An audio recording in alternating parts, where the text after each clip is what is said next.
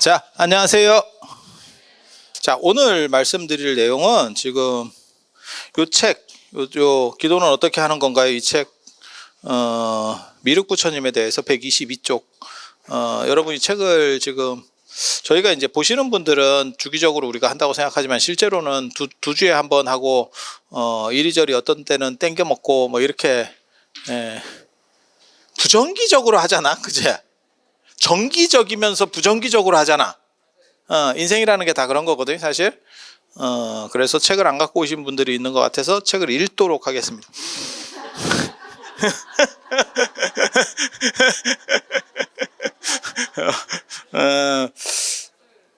미륵, 인도 불교에서 가장 어떻게 보면 이른 시기에 나타나는 보살님 미륵입니다. 미륵 부처님 당시에도 계셨던 분이라는 썰이 있어요. 진짜인 것 같기는 한데 정확하게 잘 모르겠습니다. 그래서 아일다라고 하는 분이고 그분이 부처님한테 수기를 받죠. 그 수기를 받은 자리가 인도 가보셨어요? 물론 뭐 큰 기대는 안 하는데 진짜 분위기만 가지고 얘기하면 내가 인도 간다 그러면 한 100명은 모일 것 같아. 진짜. 그래서 내가 안 가. 인도 힘들어. 인도 안 가냐고 물어보는 사람은 굉장히 많아. 근데 저는 코로나가 완전히 끝나고 사람 사는 데가 됐다라고 하기 전까지 잘 안 갈 겁니다. 연세 드신 분들한테는 위험해요. 그리고 저번에 모디 총리 그 아세요? 인도 요즘 떡상하잖아. 가장 어떻게 보면 이렇게 쫙 커오는 게 인도. 전 세계에서 인구도 지금 중국을 넘어섰고 인구가 넘어서는 게 뭐 대단합니까? 라고 말할지 모르지만 인구가 GDP에서는 굉장히 큰 걸 차지하죠. 그러니까 우리나라도 지금 약간 나라가 위험한 거 아닙니까? 골로 갑니다. 라고 말할 때 합계 출산율 0.6대로 지금 떨어지는 거 아니냐. 이 얘기가 언론에 계속 나오죠. 아니 그냥 제가 하는 얘기가 아니고 근데 0.6에 걸리면 두 사람이 0.6명을 난다는 거 아니에요. 힘들긴 힘들죠. 개인적으로는 일조하는 사람으로서 참여한다고 생각을 합니다.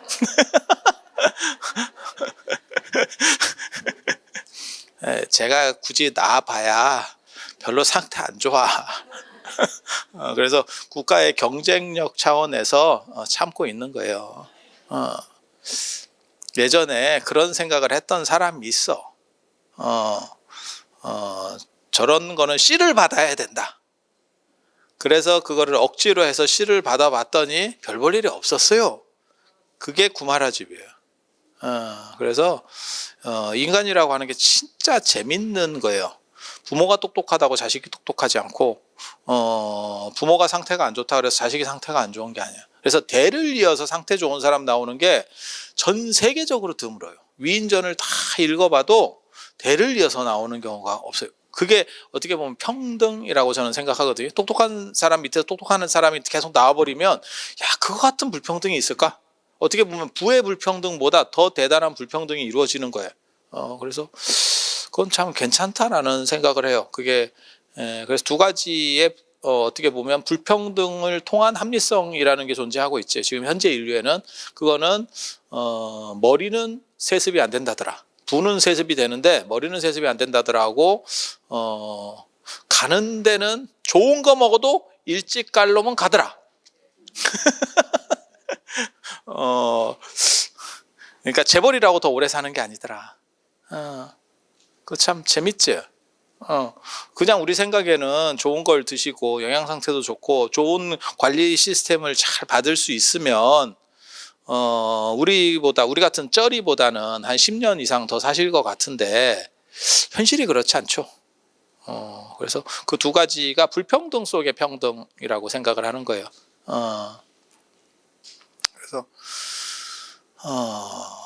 그래서 뭐 우리 같은 사람은 단종되는 게 뭐 특별히 해봐야 내가 보기에는 뭐 별로. 그래서 그런 정도 생각을 하고 있어요. 그래서 미륵이 아일다고 부처님 당대에 제자로 있었다는 기록이 있어요. 근데 그게 어디까지 올라가는지 잘 모르겠어요. 그리고 그분이 부처님한테 수기를 받아요. 그 수기 받은 장소가 녹야원입니다. 부처님께서 처음으로 가르침을 설한 자리가 녹야원. 그래서 녹야원에 굉장히 중요한 게 유적이 여러 가지가 있어요. 녹야원 사람들이 잘 몰라서 그러는데, 그러니까 저랑 인도를 가고 싶어 하는 이유 중에 하나가 제가 이렇게 쓰잘데기 없는 걸 알지. 일반 가이드나 일반 전문가들이 잘 모르는 쓸데없는 거. 들으면 굉장히 중요한데 막상 어디 쓰기는 딱히 들으면 무지 중요해. 근데 쓸모가 있느냐? 이거 뭐하고 똑같은 거냐면 명품인데 진짜 좋은 명품이야. 그래서 집에 갖다 놓고 쓸 수가 없어. 너무 비싼 거라서. 그래서 대여금고에다 넣어놓고 1년에 한 번도 지가 못 봐. 그런 상황이 비슷한 거야. 이거 굉장히 중요한 거야. 굉장히 중요한 거야.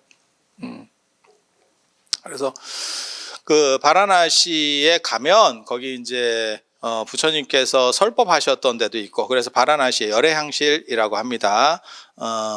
향문화는 굉장히 오래된 거예요. 개인적으로 제가 욕먹을까봐 차마 말은 못하지만 저는 향을 안 피우면 기도 성립 자체가 안 된다고 생각하는 사람이기 때문에 근데 요즘 절에서 자꾸 향을 못 피게 해서 저게 되나 싶은 생각을 하기는 하는데, 그런 거 얘기 나올 때마다 꼭 무슨 얘기들이 나오냐면 향문화가 도대체 얼마나 됐느냐라고 얘기를 하는데 되게 오래된 겁니다.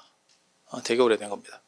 불교 이전부터 이집트에서 공양 문화가 있었고 인도도 굉장히 오래됐어요. 그래서 향공양이라는 거는 부처님 당대에도 아마 어느 정도 이상은 있었을 걸로 추정을 합니다. 근데 그게 명확하지는 않고 근데 부처님 돌아가시고 나서 탑이 만들어지고, 부처님 돌아가신 직후부터 탑이 만들어지거든요. 부처님 사리탑이.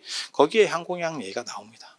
일산도 꽂아놓고, 그러니까 햇빛 가리개도 해놓고, 그 다음에 향, 그 다음에 꽃, 향하고 꽃은 그때부터 그냥 문화가 나와요. 그래서 부처님을 존중하는 문화, 그 다음에 부처님께서 오래 주석하셨던 그 자리, 부처님 방, 어떻게 보면 부처님 방, 거기를 오늘날까지도 열애향실이라고 부릅니다. 열애는 부처님이라는 뜻이고 향실은 그 부처님에게 향을 공양하는 곳, 그러니까는 존중을 해서 향을 올리는 거예요. 그래서 그걸 다 열애향실이라고 하는 거고, 오늘날 열애향실로 제일 유명한 데는 마가다국 영축산 열애향실, 법화경설법지라고 하는 인도 가보신 분은 아마 다 아실 거예요.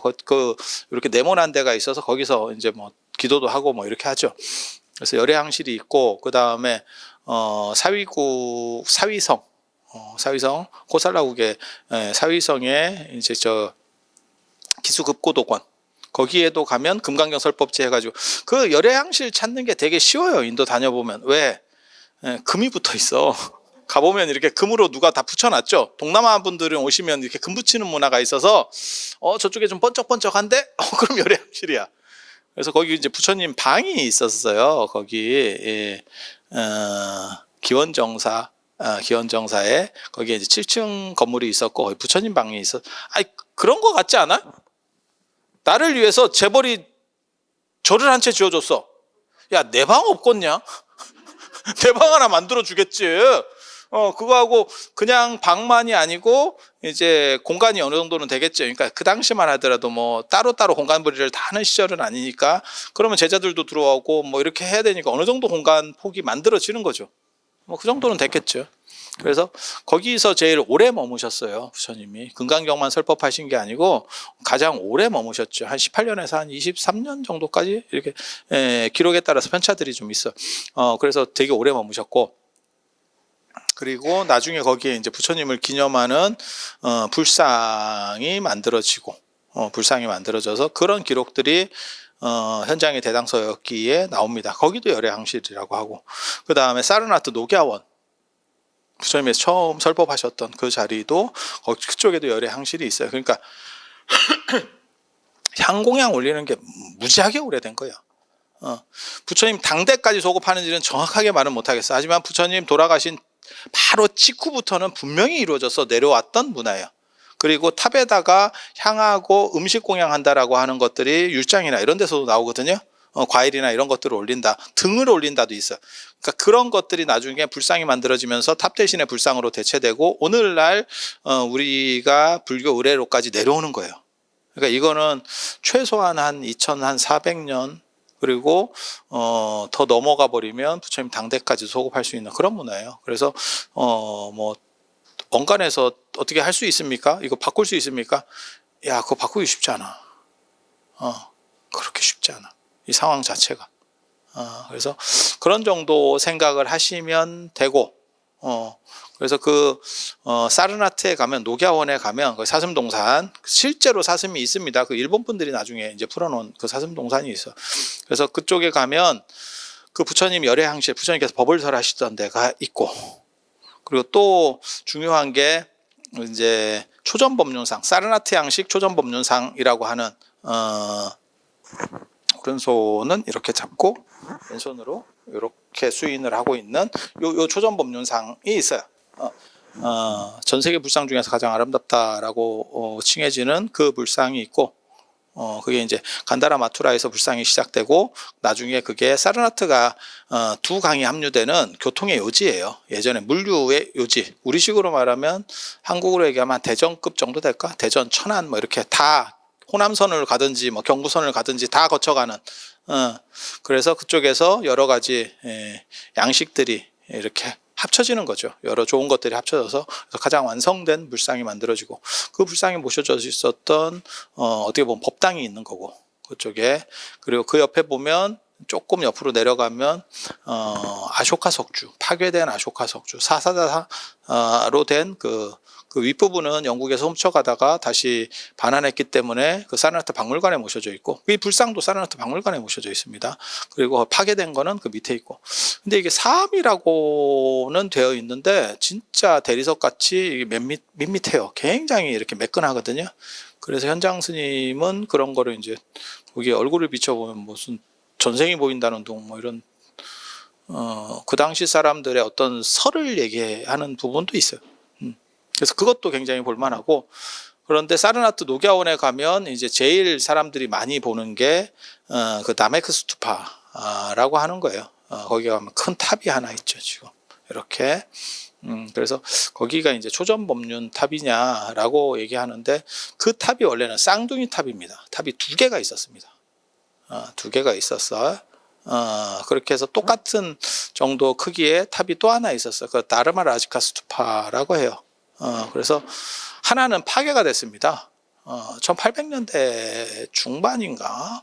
제가 정확하게 기억은 안 나는데 그때 힌두교 그 동네가 힌두교 사람이 어떻게 보면 토호 세력, 그러니까 지방의 권력자예요. 그 사람이 그냥 허물었어요.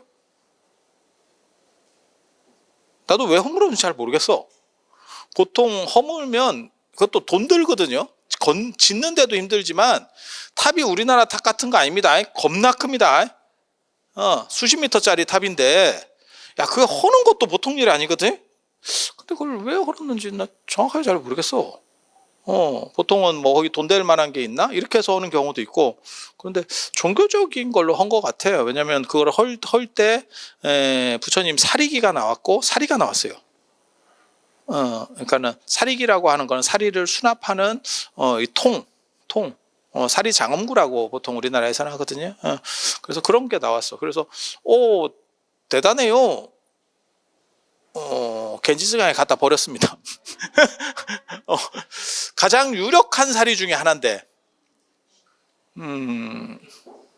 가장 유력한 사리 중에 하나인데 겐지스강에 버렸습니다. 그래서 그런 식으로 나오는 걸로 봐서 보통은 그렇게는 잘 안 하거든요. 팔아먹지. 돈이 궁해서 했으면 팔아먹지. 저는 팔아먹는 사람을 더 좋아합니다. 저렇게 버리는 것보다는 팔면 어딘가로는 살아있어. 근데 저걸 저런 식으로 버리면 이걸 어떻게 찾나요? 이런 생각이 들죠. 지금 뭐 그렇게. 그래서 나르마 라지카 스투파가 지금은 사라졌고 지금은 나메크 스투파만 남아 있어요. 그래서 지금 남아 있는 탑을 초전법륜 탑이다라고 하는데 나르마 라지카 스투파가 초전법륜 탑이었을 거고, 하나의 탑은 초전법륜을 기념하는 탑이고 또 하나의 탑은 수기의 탑이에요. 부처님께서 거기에 가섭 부처님한테 수기를 받았고 그 다음에 미륵에게 수기를 줍니다. 그래서 수기를 기념하는 탑. 지금 현재 남아있는 거는 저는 수기를 기념하는 탑이라고 생각을 해요. 그러니까 다르마 라지카 스투파가 초전법륜의 탑. 그래서 그거는 사라졌고, 근데 이제 초전법륜이 의미적으로 더 크니까 사람들이 그쪽에다가 말을 갖다 붙이는 거예요. 이렇게. 그래서 이제 제가 갈 때는 저는 그 탑 자리도 가거든요. 이미 사라진 그 탑의 자리는 있어요. 동그랗게 탑이 남아 있어요. 그래서 그런 데 가서 참배도 하고 뭐 이렇게 하는데, 그래서 거기가 미륵이 석가모니 부처님에게 수기를 받은 자리고 그걸 기념해서 탑을 만들었다 라는 이야기가 있습니다. 그래서 탑을 만들었다.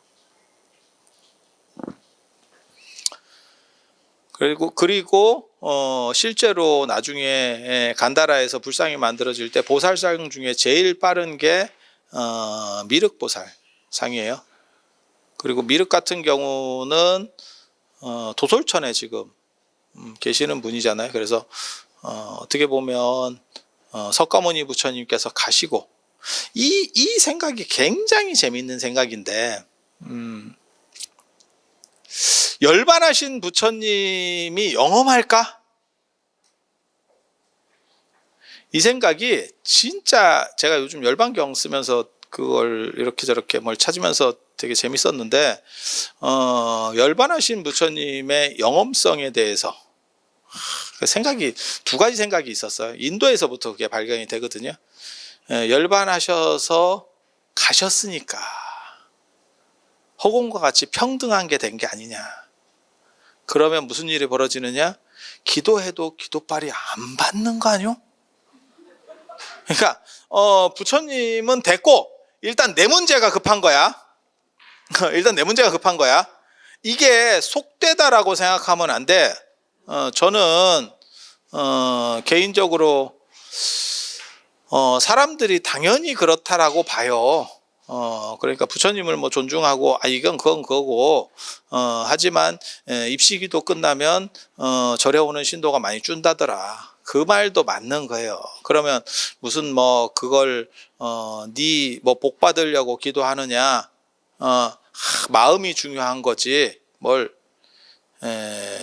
그래서 네가 안 되는 거야. 그래서 네가 안 되는 거야. 아생연후에 살타라고 내가 먼저 어느 정도를 정립하고 그 다음에 뭔가를 하려고 해야 돼요. 그래서 저 같은 경우는 무주상보시 이런 것도 굉장히 싫어하잖아요. 그게 무주상보시가 맞는 거 아닙니까? 그거 처리하기 싫은 사람들이 얘기하는 거야. 무주상보시가 왜 제일 좋은 줄 알아? 스님들 입장에서는 이름 써줄 필요도 없고 아주 편해. 뒤탈도 없고. 그리고 무주상보시를 강조하는 분들의 대부분은 까놓고 얘기하면 안 합니다. 뭘 안 합니다. 하는 사람은 가만히 있고 안 하는 사람이 무주상보시 얘기를 계속해. 가만히 봐봐. 내 말이 맞나 틀리나. 우리는 그냥 있는 얘기 하는 거예요. 가장 실전적인 얘기. 그래서 실제로는 부처님도 수기를 받는 거예요. 무주상보시 이런 식으로 자꾸 가면 수기고 지랄이고 다 필요가 없어요. 마음 잘 닦아서 살면 되지. 그럼 나중에는 뭐가 있냐면 굳이 부처님 되려고 할 필요는 뭐 있냐 이렇게 되는 거지. 그걸 다 연결시켜 보면 이제 그렇게까지 가는 거예요. 그래서 열반한 뒤에, 부처님께서 열반하신 뒤에 과연 효과가 있느냐? 그래서 인도 불교에서는 과거 7불, 과거 4불 얘기할 때 석가모니 부처님이 들어가셔요. 그래서 약간 왜 그런 거 있잖아요.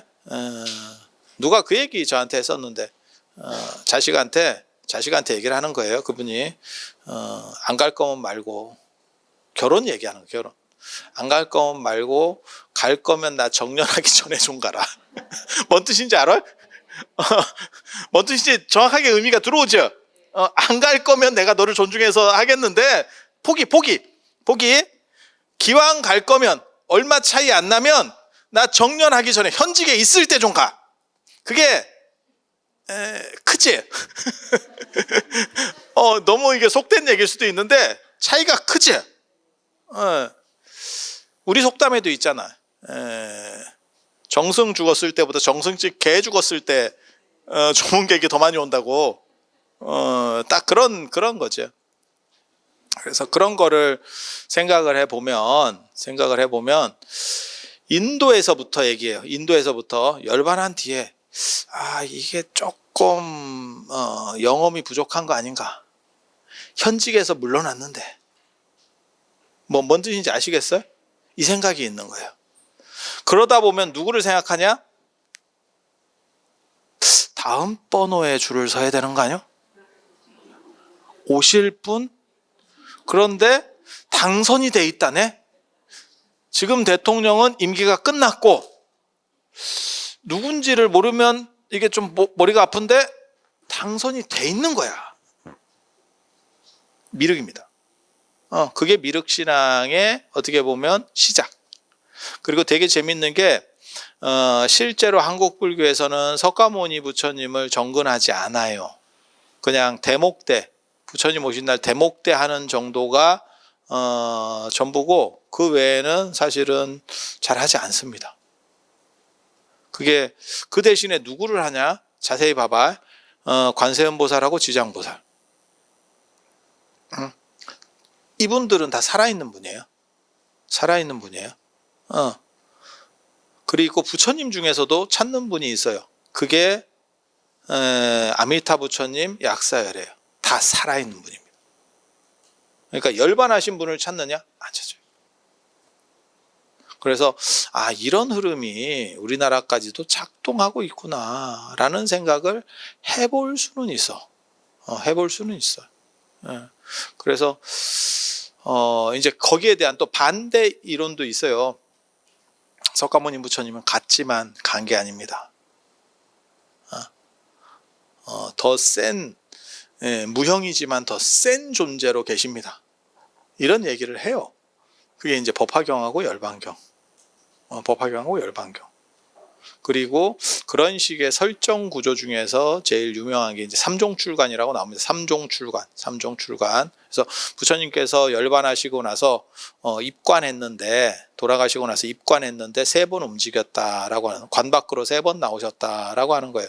그래서 아난에게는 아난이 운구행렬 길을 어디로 가야 될지 몰라. 그러니까 부처님께서 부처님이 성격이 좀 급한 거예요. 그냥 가만히 계셔도 애들이 알아서 할 건데. 야, 이쪽이다, 이쪽. 야, 이쪽. 그래서 내비를 해주셨다라고 하는 기록이 하나 있고, 그건 아난이 수제자라는 뜻을 내포하는 거예요. 아난파에서 계속 전승하던 거고, 그와 똑같은 스토리가 한 번 더 있습니다. 마하가섭이 곽실상보, 마하가섭이 늦게 당도하니까 발을 내보이셨다. 그래서 예배를 다 하고 부처님께 인사를 올리니까 발이 다시 들어가더라. 라고 하는 거. 그리고 어머니가 마야 부인이 부처님 돌아가신 걸 보고 계속 울었다는 거예요. 그러니까 나는 그 열반도를, 우리나라는 그 열반도가 없어요. 제가 알기로 열반도가 없어. 근데 팔상도 안에 쌍림 열반상에 그런 비슷한 그림이 있어. 그러면 부처님께서 이렇게 누워 계시고 거기 위쪽에 막 그 오열하는 여자가 한 분 있어. 근데 그게 마야 부인이에요. 그래서 어머니가 아들을 낳고 7일 만에 돌아가시거든요. 1회 만에 돌아가시고, 그리고 아들이 부처님을 낳은 게 아니야. 왕자를 낳지 부처님을 낳은 게 아니야. 그래서 그 공덕이 크지 못했기 때문에 도리천에 가서 태어난다고. 부처님을 낳은 게 아니야. 그러니까 뭐 그런 거죠. 지금 만약에 예를 들어서 뭐 윤석열 대통령 어머님이 윤석열을 낳았지 대통령님을 낳은 건 아니잖아. 그리고 당신은 낳고 얼마 뒤에 돌아가셨어요. 이러면 대통령인지도 모르는 거지. 그렇게 되는 거죠. 부처님이라고 하는 거는 혈통적으로 이렇게 가지는 게 아니고 획득주의잖아. 그러니까 자기가 스스로 노력해서 그렇게 되는 거지. 뭐 대통령도 그렇고 뭐 다 그런 거 아니에요? 사회적 지금 현재 우리나라의 사회적 지위들은 그런 거죠. 재벌이 아닌 이상. 재벌은 세습이고 나머지 사회적 지위들은 획득주의지. 내가 노력해서 뭐 장관이 되는 거고 뭘 어떻게 하는 거고 뭐 그렇게 되는 거잖아요. 그래서 그런 차이들이 좀 존재하죠. 그래서 좋은데 태어나신 건 아니고 그냥 조금 그 도리천이 그렇게까지 좋은 데는 아니에요. 그러다가 아들이 이제 돌아가시게 되니까 와서 그거는 참 그렇지. 제가 처음에 그 열반도 일본에는 이 열반도가 많이 있어요. 부처님 열반도가 많이. 우리나라는 열반도가 별로 없어요. 그게 중국에도 아마 열반도가 별로 없지 싶어. 중국 문화권의 특징이 죽음을 환기할 만한 걸 별로 안 좋아합니다. 그래서 우리는 열반도를 발전시키지 않았어요. 그런데 동남아라든지 일본은 같은 동아시아라도 약간 틀리다니까 내가 생각이. 그래서 이게 열반도. 열반이라고 하는 것은 완전한 깨달음을 성취했다. 불교는 부처님 돌아가실 때 깨달음이 완전해진다 이렇게 생각하기 때문에 그래서 불기를 부처님 돌아가신 걸 기점으로 잡는다. 제가 그런 말씀 드리잖아요. 그래서 일본에는 열반도가 있어. 그래서 열반도를 보면 굉장히 감동적이지. 막 이렇게 그 그림이 말을 하는 것 같은 이제 배경 지식이 있으면 여러분하고 저하고 그게 차이예요.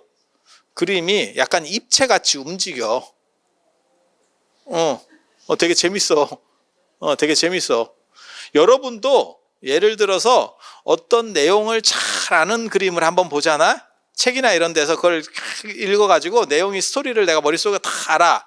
그러니까 고우가 뭘 어떻게 해서 이렇게 해서 거기서 개고생을 하면서 그렸어. 뭐 이런 걸 하잖아. 그러면 그걸 이렇게 보고 있으면 약간 뭐 말을 하는 것 같고 움직이는 것 같고 그런 느낌 받아봤어요? 환자입니다. 바로 낚이는데 바보들. 그런 게 어딨냐? 그런 게 어딨어?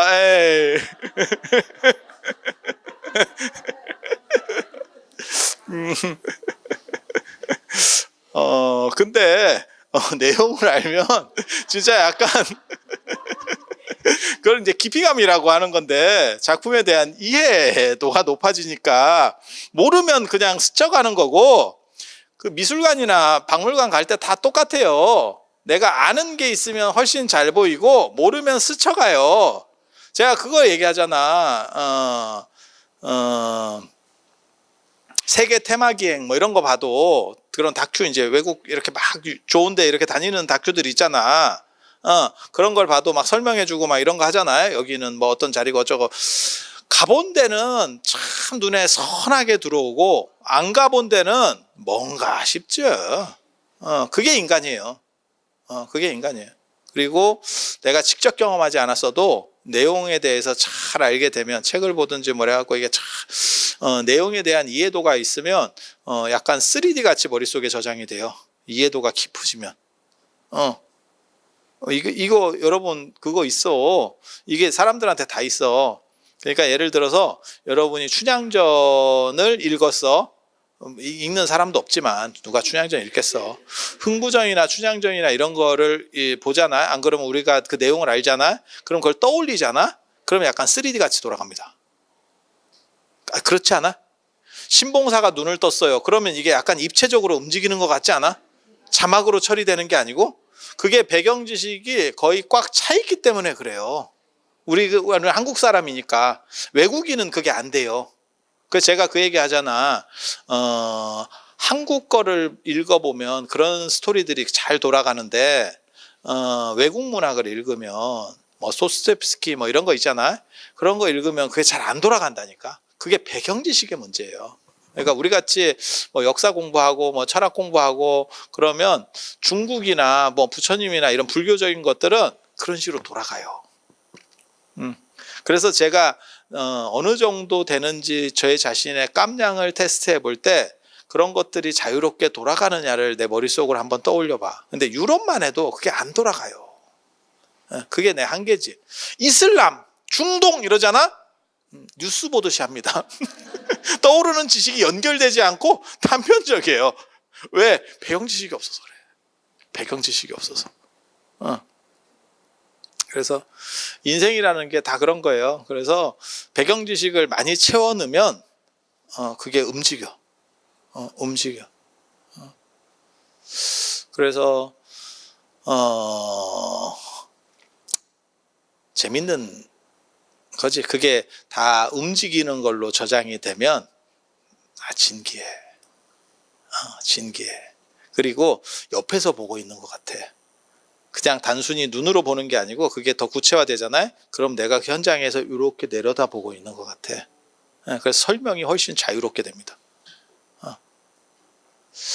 쓸데없는 얘기였고요. 그래서 부처님이 그 어머니가 그렇게 오열하는 그 열반도가 일본에는 많이 있어요. 그래서 그 절들이 일본절의 또 특징이 그거 잘 안 보여줘요, 이 꼼생이들. 그래서 무슨 날이 있어서 뭐 기념일 이런 때 그거 하나 전시했습니다 이래갖고 막 사람을 오게 하고 이러거든. 우리는 그러면 그런 날 갑니까? 가다 보니 그런 날이 있었던 거지. 내가 찾아서 갈 사람이 아니다. 누가 나한테 맛집 가자고 그래가지고 맛집 갔는데 갔더니 줄 서잖아. 옆집 간다, 옆집. 그리고 맛집 옆집은 특이하게도 언제나 한가해. 그리고 나서 그 집 가서 먹고 나오면서 줄 안 서기 잘했다. 줄 섰으면 아직도 못 들어갔겠다. 이러면서 위로하면서 나옵니다. 근데 그게 다른 거지 사실은. 그렇게 줄 서서 먹는 맛이 있는 거고 한가해서 편해서 먹는 것도 있고 그건 뭐 사람마다 성향이니까. 그래서 그 삼종출관이라고 하는 게 부처님께서 열반하시고 나서 작동한다, 움직인다라고 하는 그렇기 때문에 여러분이 기도를 하면 가피가 있다라고 하는 거예요. 굉장히 재밌는 거예요. 이거 굉장히 재밌는 거예요. 그리고 부처님이 움직이는 가장 대표적인 게 나중에 이제 법화경에서 나오죠. 법화경 견보타품에 보면 열반에 든 다보열애가 부처님께서 묘법연화경을 설하시면 땅속에서 튀어나오죠. 그렇잖아. 그렇게 해가지고 그거 증명한다. 얼씨구 이러면서 나오잖아. 그래 맞다. 추임새 딱 넣어드리는 거죠. 그래서 그렇게 그래서 그리고 이제 두 분이 이렇게 앉아서 이불병자라고 하는 거거든요. 다 의미들이 있어요. 나 같은 사람이 죽으면 도대체 어떻게 할까 싶다. 내가 그게 걱정이야. 죽는 게 두려운 게 아니고 내가 죽으면 이 쓸데없는 거를 누가 알까? 참. 근데 더 재밌는 얘기 해드릴까? 그렇지만 죽어도 아무도 몰라. 죽어도 아무도 신경 안 쓰고 제가 어른들한테 그런 얘기 있는데 굉장히 뭐 이렇게 해가지고 자기가 중요한 일을 해서 어디도 못 빼고 뭐 3일도 못 가고 이렇게 얘기하면 제가 늘상 드리는 말씀이 있어요. 돌아가셔도 일주일 안에 잊혀집니다. 그 자리가 묻혀 마치 팥죽 떠먹듯이. 팥죽 떠먹지. 팥죽을 한 숟가락 그렇게 딱 떠먹으면 단팥죽이어야 돼. 단팥죽 이렇게 딱 떠먹으면 이렇게 조금 흔적이 있다가 싹. 그게 인생이다. 이건희 회장님 같은 분이 돌아가셔도 팥죽이야. 그래서 여러분이 팥죽이라고 생각하면 돼. 내가 아니면 내 가족을 못 지키고 이게 국가가 무너지고 내 직장이 어떻게 내 사업체가 됐고요. 빠지셔도 아무 문제 없습니다. 빠지셔도 아무 문제 없습니다. 그래서 최대한 많이 빠져서 행복을 찾으세요. 다 미루어 놓은 거를 내가 다 하고 그 다음에 나는 행복을 찾겠다라고 하면 제가 늘상 말씀드리는 얘기가 있어. 젊었을 때는 돈이 없고 돈이 있을 때는 시간이 없어. 돈이 있을 때는 시간이 없어. 그래서 이 조건들을 다 갖추지 말고 절에 살아보면 그게 있어요. 굉장히 좀 불합리한 얘기인데 어른 스님들이 쓸데없는 거 진짜 잡일 더럽게 시키거든. 아니, 저는 뭐 일하면서 참으면서 사는 사람도 아닌데 그냥 일반 스님들 보면 그래. 되게 시켜. 그렇게 하면 그걸 이제 착한 사람들은 다 하락하면 다 합니다. 뭐 참석해야 된다 뭐 한다 그러면 다 그걸 해요. 그러면 자기 시간이 없어. 그래서 이 사람이 공부도 잘 못하고 뭘 제대로 해놓은 게 없어. 근데 나중에 누가 인사를 오는 거야. 이번에 박사학위 받았는데요? 뭐 좀 인사를 와. 그러면 그 옆에를 보면서 너는 이런 거 안 하고 뭐 했냐? 너는 뭐 했냐? 이렇게 얘기한다니까? 되게 재밌어. 옆에서 보고 있으면 되게 재밌어. 스님 때문에 못한 것 같은데요. 근데 세상이라는 게 다 그런 거야. 그래서 바쁠 때 이루어낼 수 있는 거지, 요걸 하고 나서 한가한 뒤에 무엇을 하겠습니다, 그거는 사실 성립이 안 돼요. 일론 머스크 바람 피듯이 해야 돼. 화성도 가고 테슬라도 하고 하면서 바람도 피고 애도 낳고, 이게 동시에 가는 거지. 내가 화성 간 뒤에 내가 애 하나 더 만들게. 그러면 단종됩니다. 그러면 단종됩니다. 일론 머스크 참 바람직한 분이에요. 일은 다 그렇게 하는 거예요. 그러니까 지금 할 수 있는 일들이 있어요. 저는 그 얘기 제가 어렸을 때, 제가 제 초등학교 때쯤에 게임이 나오기 시작해서 오락이, 그 오락실, 그 다음에 문방구 앞에 이렇게 제가 조그만 오락실, 그런 조그만 기계 이런 거, 제가 그런 거 엄청난 그런 또 그게 있어요. 내가 대단한, 내가 전에 얘기했잖아. 내가 아침에 학교 가기 전에 한 판 했는데 한 판이 안 끝나가지고 하고 있는데 애들이 끝나서 오고 있더라고.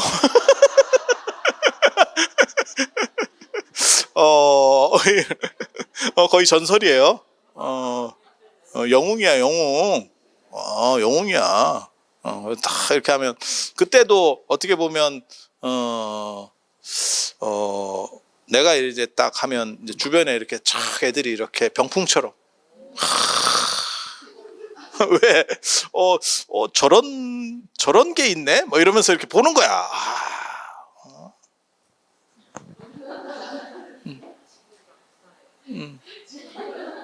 근데 성격은 똑같은 거고, 꽃 어디에 꽂히냐에 우리 같은 사람들이 그게 결정이 되는 거예요, 사실은. 그래서 그런데 그때 제가 고등학교 때까지 전교에서 용돈이 제일 많았어요. 그래서 제가 딴짓을 많이 했지. 책도 되게 많이 사서 볼 수 있고, 그게 가능했던 게 돈을 많이 줘서 그래요.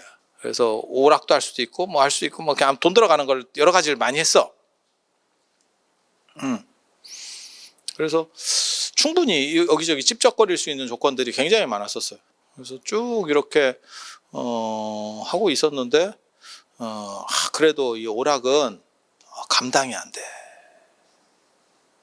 감당이 안 돼. 내가 초등학교 때부터 그런 생각을 했거든. 내가 나중에 돈을 벌면 오락실 기계를 방에다 놓고, 안마의자 필요 없고요, 오락실 기계. 내가 저거를 끝까지, 엔딩까지 내가 해보겠다. 다 필요 없는 겁니다. 그 시절에만 재밌는 겁니다. 지금 그거를 네가 하라라고 얘기하면 그냥 잠깐 추억 소환. 뭐 아마 5분도 안 할 걸. 그냥 몇 번 이렇게 옛날에 이거 되게 재밌었는데 끝. 뭔 뜻인지 아시죠? 그래, 다 그 시절에 해야 될 그 퀘스트가 있어. 인생의 퀘스트가 있어. 그래서 여행도 그런 것 같아. 제가 못 가본 데가 구체구 못 가봤습니다. 저는 개인적으로 경치 보는 거 이런 거 별로 안 좋아해요. 제가 자연 이런 거 싫어합니다.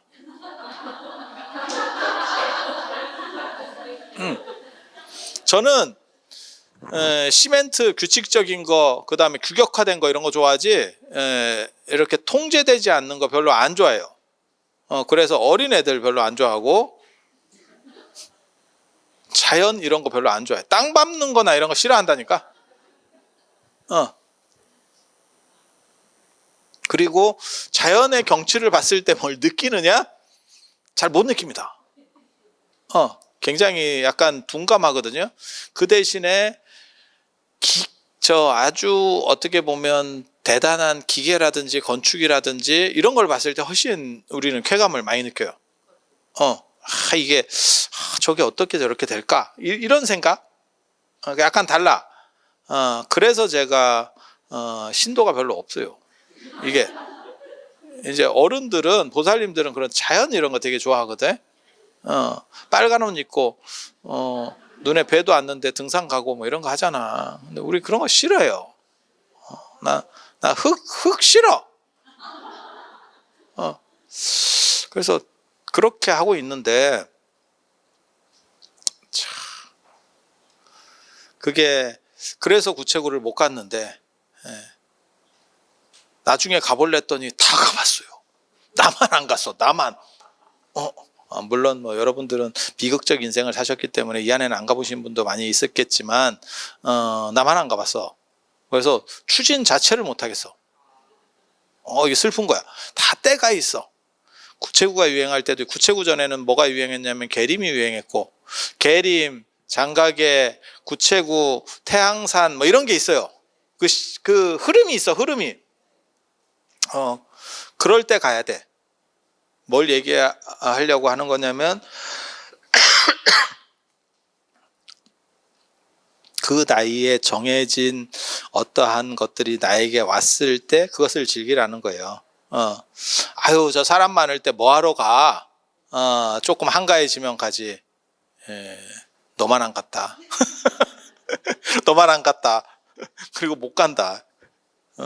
그래서 그거에 맞는 나에게 찾아온 기회 속에서 행복을 잡아야 되는 거고, 그것은 일을 하는 거나 안 그러면 뭔가 나에게 주어진 책무, 그런 것보다도 오히려 더 소중한 거예요. 근데 사람들이 그런 거를 잘 못 느끼시는 경우들이 있어. 그리고 나서 지나고 나면 나만 안 하고 남들은 다 해놨어. 물론 뭐 여기 여러분들은 너무 성실하게 사셨기 때문에 안 해보신 분도 많아요. 그래서 좀 다행이다 싶기는 한데, 그래도 주어지었을 때 그것을 최대한 즐겁게 하실 수 있도록 하세요. 그게 삶을 행복하게 사는 방법입니다. 자, 미륵 얘기 조금만 더 해보도록 하겠습니다. 그래서 미래 권력이 미륵이고, 그리고 그쪽에 관련해서 줄을 서시는 분들이 있습니다. 석가모니 부처님은 낡은 줄이고, 동아줄은 미륵이라더라. 그렇게 외치면서 강력하게 말씀하셨던 분이 서유기의 주인공 현장스입니다. 그렇긴 한데 당신이 집권하기 전에 당신이 먼저 돌아가셨죠. 미륵 오기 전에. 그래서 저는 그 얘기를 되게 좋아해요. 현장 스님 나중에 옥화궁에서 돌아가시거든요. 옥화사. 그게 옥화사들, 거기를 저도 못 가봤네. 거기 나중에 한번 가보고 싶은데, 당나라 장안에 있었던 당현종 양귀비 아시죠? 현종 아마 현종 아니구나. 당 고종인가? 고종인가 보다. 고종의 잠저예요. 그러니까 어렸을 때 컸던, 맞을 거예요, 제 기억이. 그래서 그게 잠저고 이제 왕이 되니까 궁으로 만들었어요. 왕이 태어난 곳은 일반 사가로 두지 않습니다. 거기는 왕기가 서렸다 그래서 궁으로 만들었고, 옥화궁으로 만들었고, 궁을 대체할 수 있는 게 나중에 절이에요. 그래서 그냥 절로다가 바꾼 거예요. 그래서 옥화사라고도 나옵니다. 거기서 돌아가시거든요. 저도 그런 데서 살아보고 싶습니다. 왠지 시설 좋을 것 같지 않아? 거기 출신이 황제가 됐어. 야, 이거 황제 아들이고 황제가 될 정도면 시설 겁나 좋은 거 아닙니까? 내가 보기에는 이거 거의 7성급 호텔급이 싶은데, 그래서 거기서 돌아가시는데, 돌아가실 때 맨 마지막에 옆에 제자들이 물어보는 거죠. 스님은 죽어서 도솔천에, 미륵이 지금 도솔천에 있거든요. 도솔천에 태어나십니까? 아, 그렇다 라고 말하고, 돌아가시기 직전에 도솔천 사람들이 나를 데리러 오고 있다 이렇게 얘기합니다. 초청장 받았다더라. 참. 그래서 그렇게 그래서 미래 권력에게 줄 수는, 그래서 미륵을 두 분으로 얘기를 하죠. 하나는 미륵 보살, 현재는 보살이에요. 당선인 신분이지만 대통령은 아니기 때문에, 네, 아직 임기가 시작이 안 된 거죠. 당선만 돼 있고, 그래서 미륵 보살.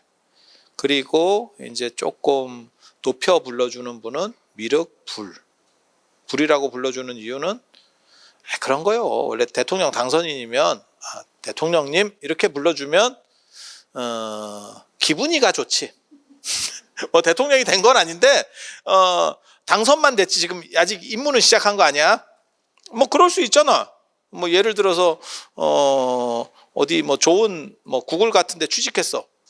그러면 구글 아직 다니는 건 아닌데 합격장만 받았어. 그러면 어디 가니? 어디 다니니? 그러면 구글 이렇게 말을 뒤에 조금 흐리면 돼.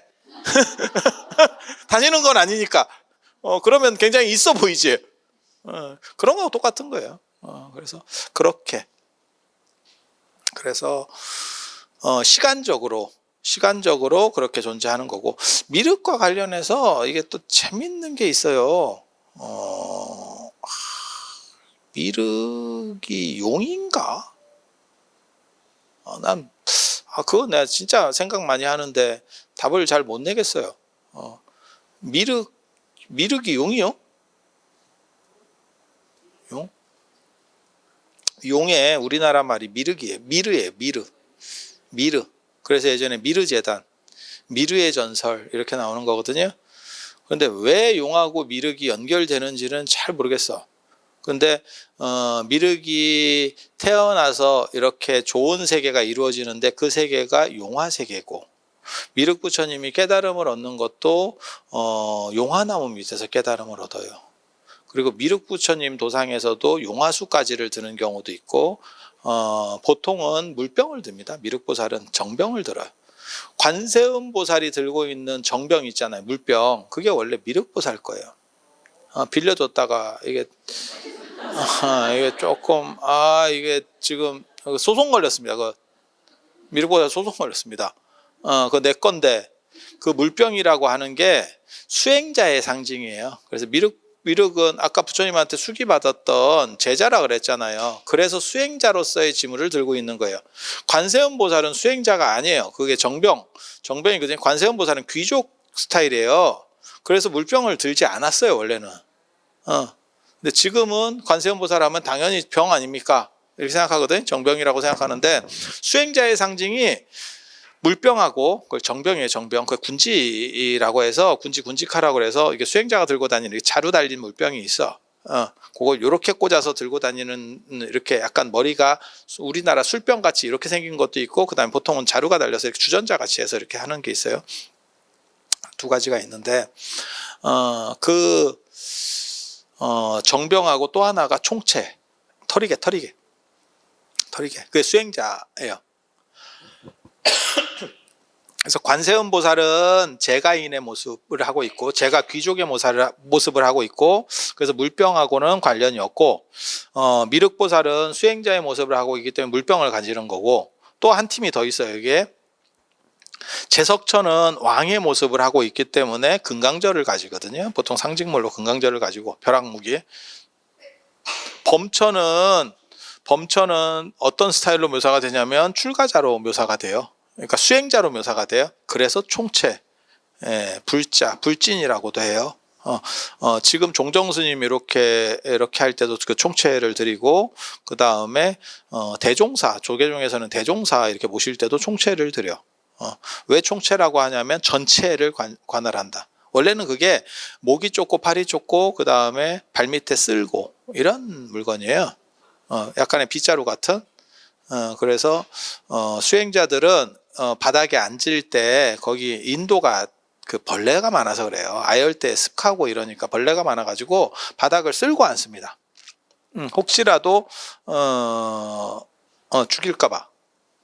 나 요즘 그 유튜브 되게 희한한 걸 봤는데, 인도 유튜브가 어떻게 하다 보니까 들어갔는데 그 사람 되게 재밌더라. 그 사람 그 콘텐츠는 뭐냐면 코브라 잡아주기야.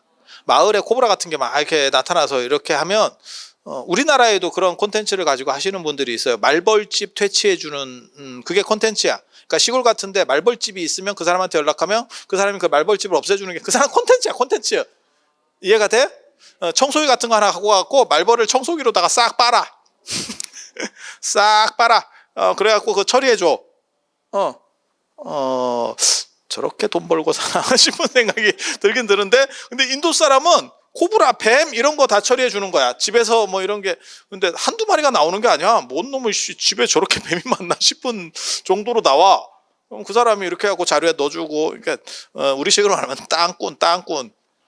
그렇게 해서 자루에다 다 넣어가지고, 보통 한번 이렇게 가면 한두 마리 나오면 컨텐츠를 찍겠어, 이 사람이. 그 누가 봐. 득실득실 나와야 그게 이제 조회수도 막 몇백만씩 가요. 재밌잖아. 비암 잡고 이런 거 재밌잖아. 뭔 뜻인지 아시겠죠? 그럼 동네 사람 또 다 나와서 구경하고 막 딱 잡고 자루에다 다 넣어가지고 갑니다. 근데 맨 끝에 굉장히 놀라워. 풀어줘. 코브라인데 한적한 데 가가지고 풀어주면서 끝나, 영상이. 그렇게 풀어주면 또 올 것 같은데, 나 이런 생각이 드는데, 저거 풀어주면 안 될 것 같은데, 저거 굉장히 위험한데, 근데 풀어줘. 왜? 그게 이제 어떻게 보면 생명 존중이라고 하는 거야. 죽이기는 싫은 거야. 그러니까 다른 사람에게 피해를 주니까 내가 구제는 하는데, 제거는 하는데, 내가 죽이고 싶지 않은 거야. 그러니까 그냥 먼 데다가 풀어주고 끝나. 그게 이제 약간 인도 스타일이에요. 우리나라 같으면 뭐 구렁이나 이렇게 사람을 잡아먹진 않고 독이 없는 거는 풀어줘도 되고, 맹독성이면 사실은 약간 이렇게 해야 될 것 같은 느낌? 아니, 위험하니까. 위험하니까. 그리고 인도하고 우리나라는 달라요. 뭐가 다르냐면, 인도는 의료시설이 별로 안 좋기 때문에, 아까 그 모디 총리, 내가 그거 얘기하려고 그랬는데, 모디 총리가 그거 발표했어요. 인도를 개혁하겠다 이러면서 화장실을 뭐 1억 1,000만 개인가를 뭐 만들겠다, 1억 2천만 개인가를 만들겠다. 내가 이게 뭔가, 인도 인구가 14억이라고 치고 화장실을 1억 개를 넘게 만든다고? 그러면 인도는 화장실이 한 개도 없나? 야, 만들어도, 아니 정부에서 만드는 거는 집에 만들어 주진 않을 거 아니야. 개인 집에 만들어 주진 않을 거 아니야. 공공장소에 만들어 줄 거 아니야. 그게 정부 돈으로 하는 거니까. 그렇지 않아? 집에다가 만들어 주지는 않을 것 같은데, 내 생각에. 뭐 보조금 주나? 그런데 그렇게 생각하면 1억 개 이상의 화장실을 만든다는 게 이게 나란가, 이게 뭔가 싶은 생각이 좀 드는 거지. 그런데 아무튼 인도 되게 재밌어. 그렇게 해서 그 벌레 죽을까 봐 이렇게 쓰는 거예요. 벌레를 잡느냐? 안 잡아요. 밀어냅니다. 밀어냅니다. 그리고 이게 벌레가 많기 때문에 습하고 이러니까, 그래서 그 벌레를 이렇게 쫓는 거예요. 말꼬리, 뭐 그 소꼬리 이런 거 보시면 어떤 용도인지 아시잖아요. 걔가 이렇게 다니면서 좀 쫓잖아. 그런 거야, 그런 거. 그래서 그게 수행자의 어떻게 보면 필수품이에요. 그래서 미륵과 관세음 보살 예를 들면, 그래서 미륵은 원래는 승려, 수행자의 모습이고, 그 다음에 관세음 보살은 귀족의 모습이고, 제석천은 왕이나 귀족의 모습, 그 다음에 범천은 수행자의 모습이에요. 그래서 수행자의 모습을 상징하는 불자를 범천은 가지고 있고, 원래 미륵 보살은 군지 물병을 가지고 있어요. 물병을. 그래서 미륵은 원래 수행자였고, 도솔천에서는 또 수행자 모습이 아니에요. 지금 또 귀족 모습으로 되어 있어. 그래서 가서 보고 온 사람이 그러더라고. 수행자 아니더라고. 아니야. 그게 나온다니까. 신통이 있는 아라한이 있었는데 아라한이 도솔천에 가서 미륵을 봤는데 미륵이 제가인의 모습을 하고 있다는 거예요. 보살이어서 그래요. 그래서 아라한이 승려가 일반인에게 예를 표할 수 없다. 그래서 예를 표하지 않았다. 그리고 내려와서 그걸 얘기하니까 그래도 그러면 안 된다. 이런 얘기가 나온다니까. 그래서 지금은 아니래. 근데 아닌 게 맞을 거야. 왜냐하면 도리천에서는 석가모니 부처님도 호명보살일 때 보면 출가자의 모습이 아니에요. 출가자 모습 아니야. 그래서 그런 상황으로 되어 있다더라. 제가 나중에 제가 원래 또 현장빠잖아. 현장 스님한테 이렇게 거기가 도솔천이 와이파이가 잘 안 돼. 그래 이게 조금 느리긴 한데 내가 물어볼게요. 근데 애석하게 내가 중국말을 잘 못하잖아. 그래서 그쪽에 구글 번역기 쓰시라고 구글 번역기 쓰면 이렇게 되니까 좀 그렇게 해서 연락해 볼 수 있도록 제가 한번 해보겠습니다. 미륵 이야기는 여기에 끝이 아니에요. 또 해드릴 거예요. 그래서 다음 시간에는 123쪽에 있는 시간적인 것과 공간적인 것 부분, 그 다음에 미륵이 언제 오시는지 뭐 이런 이야기들 해드릴 겁니다.